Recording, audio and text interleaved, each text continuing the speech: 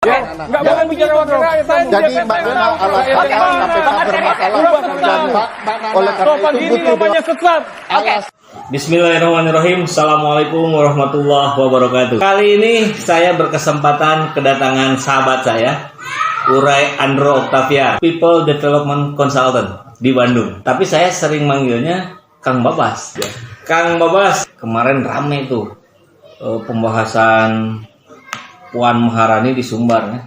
Tapi ternyata diskusinya memanjang sampai ke Asril Caniago, itu penulis sejarawan Sumbar yang cerita bahwa ternyata Arteria Dahlan itu cucu dari pendiri PKI di Sumatera Barat.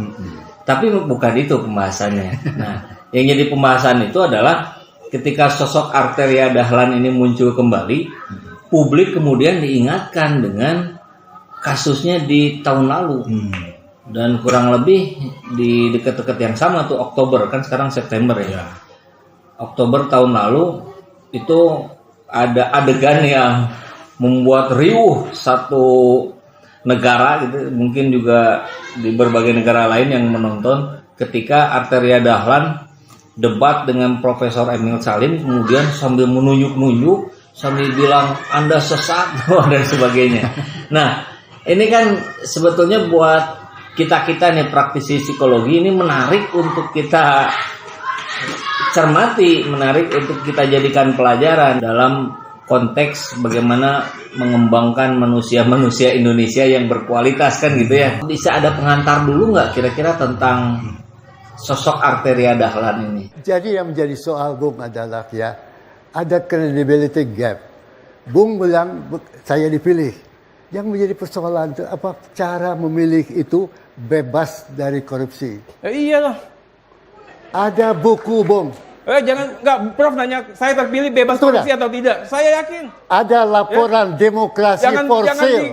Anda bisa jadi menteri karena proses politik di DPR, Pak. Jangan salah. Tunggu dulu. Demokrasi for sale. Bentar, kita dengarkan. Kasih contoh, Pak, ke yang generasi muda kita, Pak. Oke. Bernegara dengan baik, Kita dengarkan. beradab dengan baik, beretika dengan baik. Anggota DPR juga memberi contoh ke rakyat dengan mendengarkan Kasih. secara baik.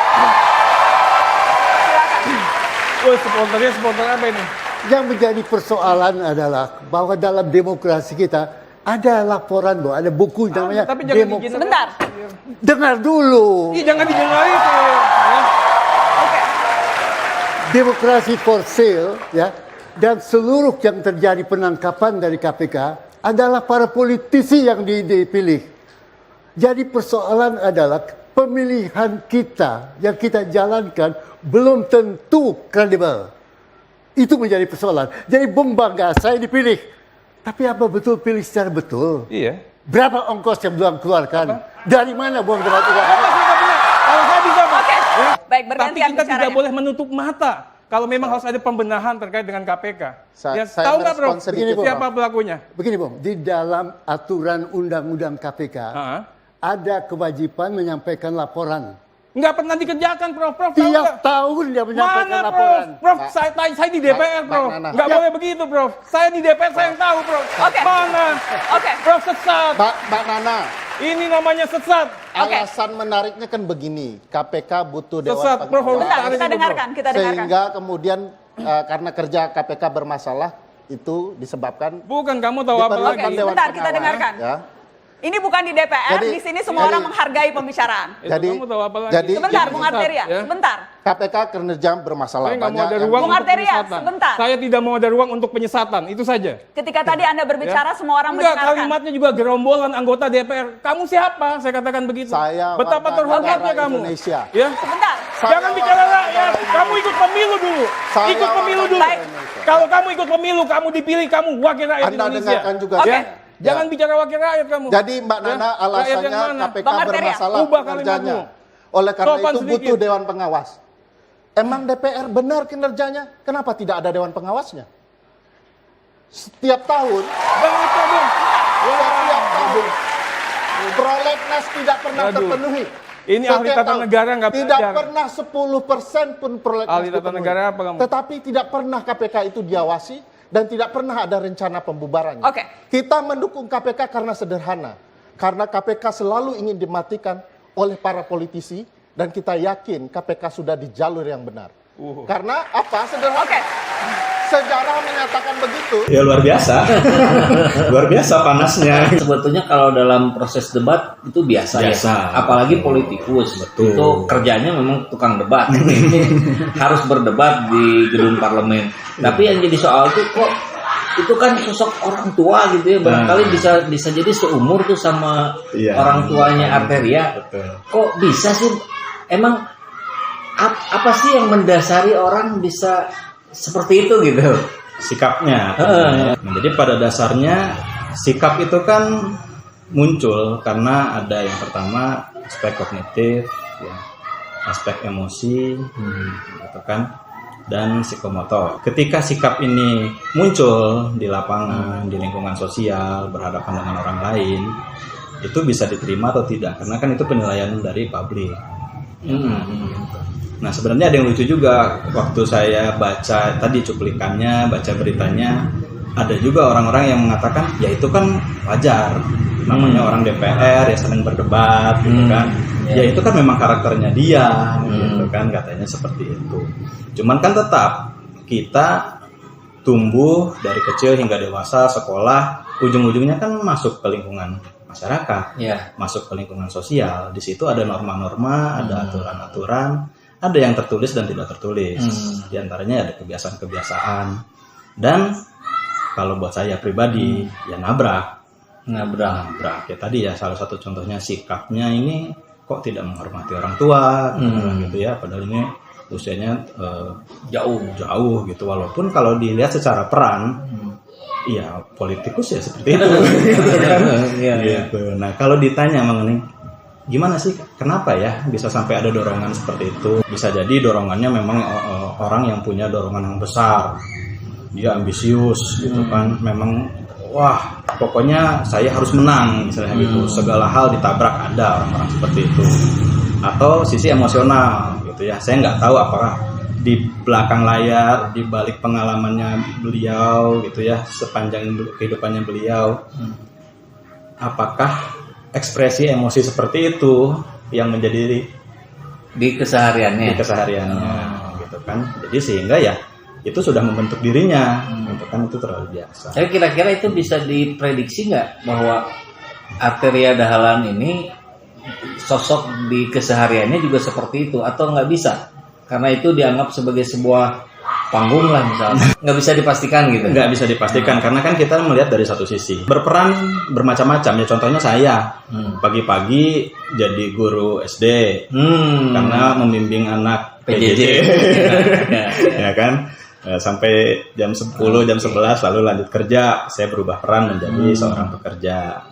Lalu sore ketemu anak yang kecil, berubah peran lagi. Malam dengan keluarga, tentunya peran itu kan kita hayati secara kognitif, secara emosi, dan secara dorongan. Ada kebutuhan apa di situ, ada perasaan apa emosinya, dan ada kognisinya, bagaimana pemaknaan kita terhadap terhadap peran kita itu. Gitu. Bisa jadi paginya begini, siangnya gini, malamnya begitu, bisa aja. Dan itu justru kalau di dalam psikologi adalah indikasi yang bagus sebenarnya, karena itu adaptasi.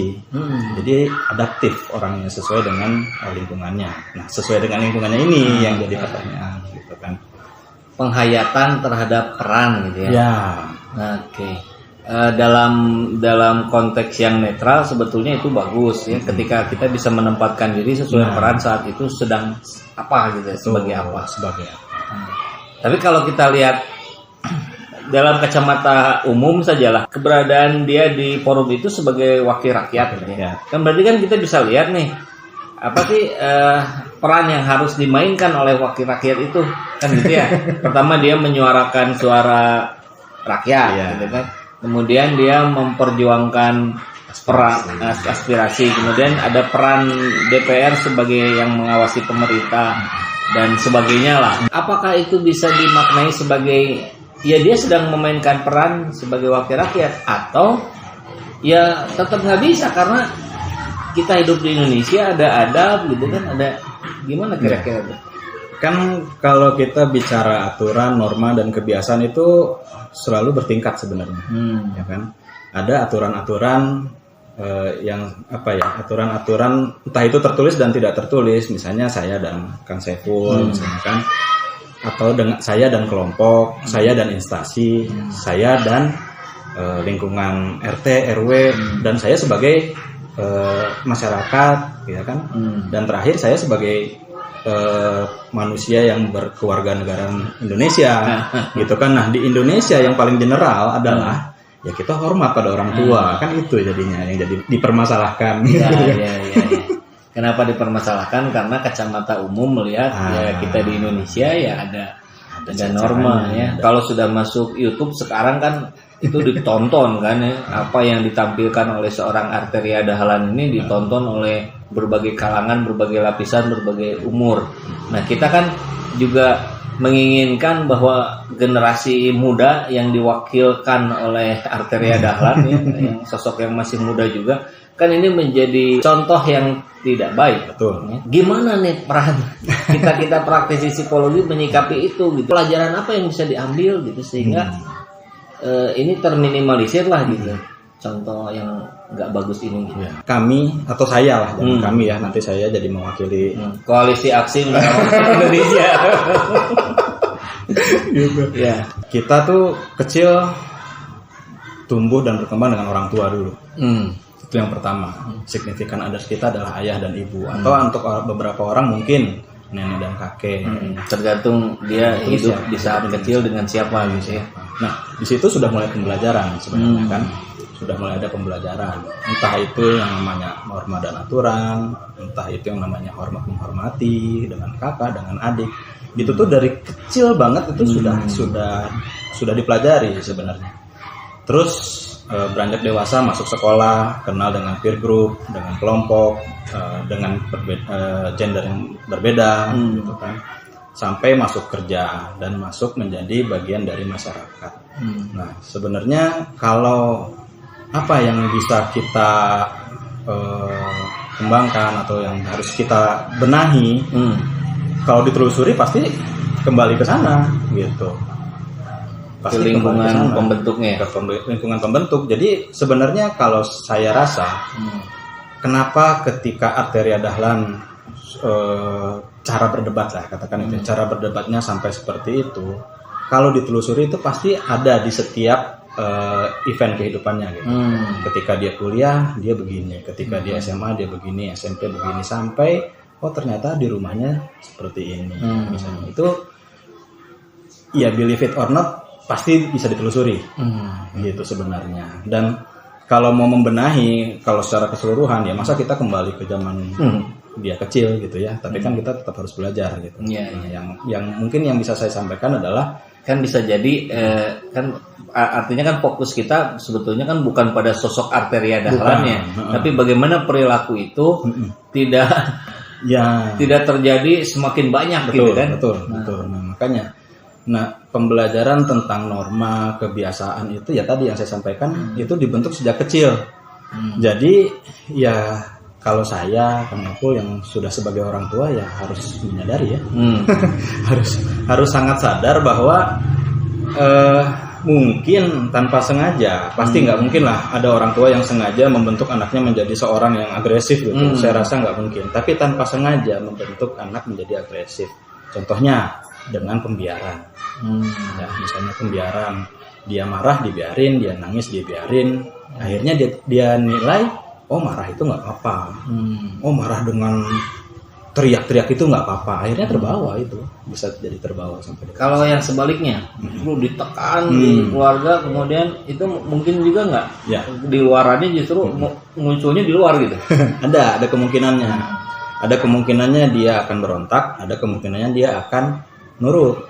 Akhirnya nanti jadi orang yang sangat penurut, atau yang istilah kita jadinya kompulsi.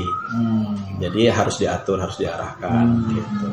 Kalau tidak diarahkan dia bingung, itu ada polanya. Kalau yang barusan kan berarti fokusnya adalah pada bagaimana kita semua harus mulai mewaspadai, menyadari pentingnya lingkungan yang ada di sekitarnya saat dia kecil. Tentu itu adalah orang tuanya secara umum sih begitu ya. Fokus orang tua harus mulai diingatkan kalau yang sengaja mungkin tidak mungkin diarahkan ke yang negatif, tapi justru kita harus waspada dengan yang tidak sengajanya itu gitu ya. Nah, kalau kita kan juga memberikan di banyak aktivitas kita kan memberikan treatment ya, ke perusahaan, ke komunitas dan sebagainya. Nah, kira-kira ada nggak? Berarti kan itu orang-orang yang mau kita treatment itu orang-orang yang sudah dewasa, betul? Yang sudah terbentuk oleh lingkungannya. Anggaplah ada orang-orang yang seperti yang tadi kita bicarakan, orang yang agresif dan sebagainya. Ada nggak sih treatment yang bisa dilakukan oleh orang-orang psikologi gitu, praktisi psikologi untuk menekan itu gitu? Ada pastinya, ada pastinya. Salah satu contohnya kan banyak ya, yang paling umum itu kelas anger management. Jadi itu sebenarnya suatu hal yang bisa dipelajari. Dan apa ya, walaupun tadi saya bilang ini pembentukannya sudah sejak kecil, tapi itu bukan berarti tidak bisa dirubah. Nah, itu prinsipnya ya. Tetap namanya manusia itu kepribadian. Kalau kita bicara kepribadian, memang ada sudut pandang psikologi yang istilahnya deterministik. Deterministik itu artinya ditentukan sejak awal. Tadi salah satu contohnya, kalau anak kecil dibeginikan, dewasanya akan gini. Itu deterministik, artinya ditentukan sejak awal. Ada pendekatan yang istilahnya mekanistik. Pokoknya Freud yang Freud. Yang kedua mekanistik. Mekanistik ini yang behavioral. Jadi kalau perilaku baik dikasih hadiah, dia akan diulang. Kalau perilaku buruk kita kasih hukuman, akan dihilangkan. Atau stimulus respon. Yang ketiga itu ada humanistik. Ya kan, kalau humanistik itu yang dia menilai pada dasarnya manusia itu akan menuju kebaikan, akan menuju aktualisasi diri. Jadi pada dasarnya semua orang nggak ada yang jahat, gitu. Tetapi ada kebutuhan di belakangnya, ada motif di belakangnya, ada peran mungkin yang menjadikan dia seperti itu. Gitu. Tidak semua fungsi psikologis itu deterministik, ya, sudah ditentukan sejak awal. Jadi bukan berarti ditentukan sejak awal sekarang tidak bisa dirubah, tidak, pasti bisa dirubah. Tapi memang nanti kendalanya adalah dorongan orang itu untuk mengurangi perilakunya, karena pada dasarnya kan orang itu bukan mesin, nggak bisa kita install software ini dia berubah gitu kan, nggak kayak gitu gitu. Tapi kita ajarkan dan dia mau melakukan. Nah, nanti yang menjadi yang menjadi faktor keberhasilannya adalah ya dorongan orang itu. Kalau dia memang menyadari bahwa perilaku ini harus dia hilangkan, otomatis ya dia punya dorongan yang lebih besar dibanding orang-orang yang kita suruh mengikuti kelas anger management misalnya gitu, tanpa dia menyadari saya nggak ada yang salah kok gitu kan.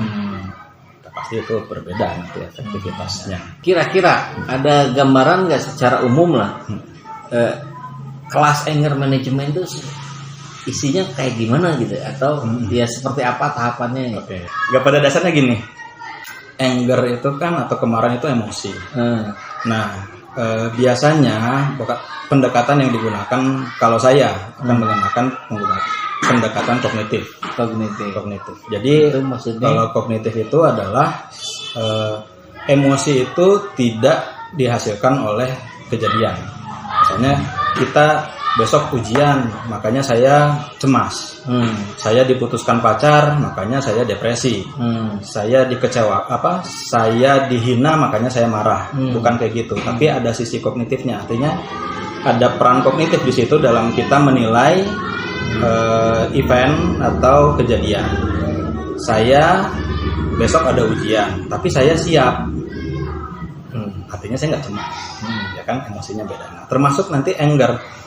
Saya ada orang lain menghina saya, kamu gini. Saya tinggal mikir, enggak deh kayaknya itu mah pandangan beliau saja. Enggak, saya nggak marah. Nah, biasanya kelas anger management itu adalah meluruskan pikiran-pikiran yang otomatis, yang sudah terbiasa terbangun. Oh, ini menghina saya, ini merendahkan saya. Ada nggak pikiran lain? Ada nggak kemungkinan lain kenapa dia begitu? Oh iya, mungkin dia hanya mengkritisi. Oh, mungkin justru dia sayang kepada saya sehingga memberikan masukan. Jadi ya saya nggak usah marah gitu. Kendali pikiran. Jadi Ya. pikiran itu kita kendalikan. Betul. Bukan pikiran yang mengendalikan kita gitu. Iya. Kan kalau pikiran yang mengendalikan kita bisa jadi liar kemana-mana Betul. tanpa arah, kemudian ya nggak jelas juga Iya. bentukan apa aksinya apa gitu, perilakunya. Tapi kalau pikirannya ada di bawah kendali kita, Nah. oke, kita ada respon A nih. Mungkin yang biasanya kita cuma tahu A, sekarang nih di kelas anger management ini dibuka nih, ada loh kemungkinan respon B, C. Kira-kira itu yang mana yang lebih baik untuk kita munculkan gitu ya? Betul. Kira-kira seperti itu kalau kelas anger management yang saya tahu ya. Tapi ada metode-metode lain banyak. Ujungnya tetap pada pembiasaan kan? Ya. Kita sudah tahu nih, oke, kita buka beberapa alternatif lain untuk merespon. Nah, upaya untuk membiasakannya kira-kira gimana tuh? Macam-macam. Oke. Tergantung tingkat keparahan. Oh, berarti kalau dalam konteks psikologi memang orang per orang nggak bisa Nggak disamakan. bisa disamakan. Nah, artinya harus ada semacam pengukuran dulu ya di orang-orang itu. Bagaimana sih, sejauh mana sih kemampuan pengendalian emosinya gitu ya? Tapi pengukuran itu nggak selalu berbentuk tes ya. Oke. Bisa jadi begitu konselornya ketemu gitu, ngobrol, wawancara, oke, kayaknya tingkat severity-nya kamu harus pakai metode yang ini. Bisa Cukup dengan seperti itu, terutama kalau konselornya yang senior ya, yang sudah berpengalaman, itu nggak perlu dengan alat tes. Jadi tadi istilah pengukuran itu bukan selalu diukur gitu ya. Oke. Nah, dengan diskusi yang singkat ini, saya kira dapat nih ya poinnya. Bagaimana sikap seseorang itu ditentukan oleh lingkungan, terutama lingkungan terdekat di masa kecil, tetapi itu bukan deterministik ya, artinya bisa dirubah, bisa diupayakan dengan cara-cara teknik-teknik psikologi gitu ya. Nah, saya jadi kepikiran barangkali kalau begitu nih para anggota dewan ya, mulai dewan pusat sampai dewan daerah ini harusnya dapat kelas anger management dong ya. Boleh. Biar ya artinya kan itu kan sebagai upaya untuk mengantisipasi Betul.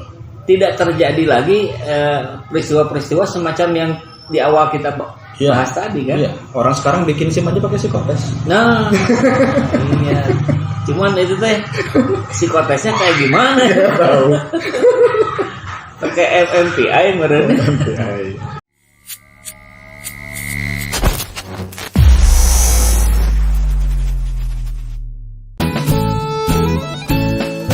Hei penguasa, ini kami rakyat jelata. Engkau ada untuk siapa? Hei penguasa, ini kami rakyat jelata. Mau sampaikan semua keluh kesah. Bekerjalah dengan hati, pakai empati. Jangan banyak intrik, apalagi bikin takdir. Bijaklah dalam membuat peraturan. Jangan sampai bikin aturan yang berat. Sebelah adillah pada kami. Kami tak bodoh, meski memang kami tak pandai. Tapi kami berjanji akan tetap